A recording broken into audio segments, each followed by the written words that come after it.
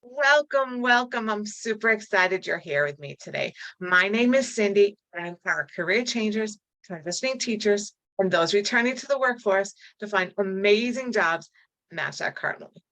Okay, today we're going to talk about things that you should never say on a job interview. Well, if you want to get the job anyway. Okay, so here's number one. We are asked to tell stories. They're called behavioral based questions. Tell me about a time when. So, when asked the question of tell me about a time when you had a conflict with a client, a colleague, a supervisor, etc., and you will get this question. It is a very, very common question. Don't say something that paints you in a bad light. Okay. So I practice this with my clients all the time, and they start telling me the stories. And three-quarters of the way the story, they generally stop and say, oh, wait a minute. This doesn't have a happy ending. This doesn't come out well.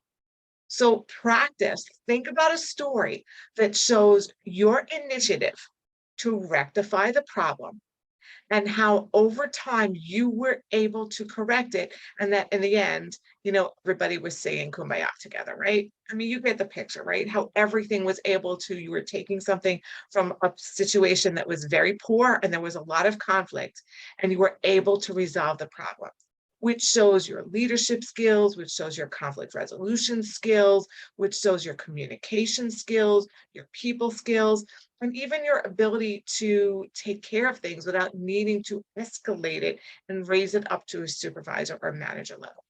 So that's number one of things that you never want to say on an interview is a story that has bad ending. Number two is you don't want to badmouth anybody. You know, listen, it's not a secret that people leave jobs because of bad bosses and bad environments. And you will be asked, why are you leaving your last job? Or why did you leave your last job? And it is so freeing for you to want to come out and say, this is why I'm leaving the job, but this isn't the place for it. Right. So I don't want you to badmouth your boss or the situation you were in. Why are you looking to leave your job? I enjoyed my time at XYZ company. I was able to, so proud that I was able to accomplish one, two, and three. And now I'm looking to grow and move on. And I'd love to be able to use those same skills to do this one, two, and three for your company. But don't badmouth your previous company. Okay.